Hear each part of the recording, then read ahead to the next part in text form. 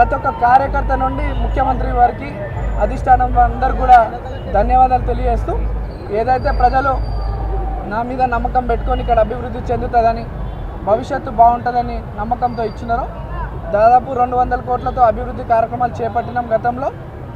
ఇప్పుడు ఈ యొక్క ఇంత మంచి ఆశీర్వదించినారు పెద్దలు ముఖ్యమంత్రి గారి దృష్టికి మా ప్రాంత సమస్యలన్నీ కూడా తీసుకెళ్ళి అన్నీ కూడా శాశ్వత పరిష్కారం చేయడానికి నిరంతరం కృషి చేస్తా.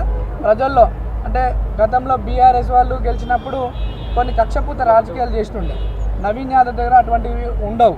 నవీన్ యాదవ్ ఈ రోజు వరకే మీరు మేము ఇప్పటి నుండి మనమంతా ఒకటే, అందరం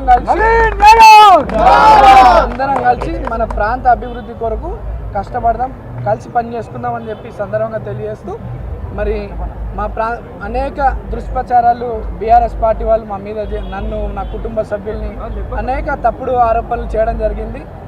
వాటికి ఈరోజు ఈ సమాధానం మా ప్రజలు వాళ్ళకి ఇచ్చినారు.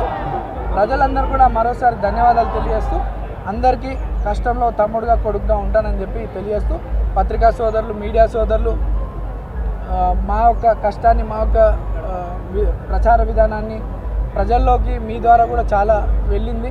ప్రజలకు నమ్మకం కలిగింది మా మీద.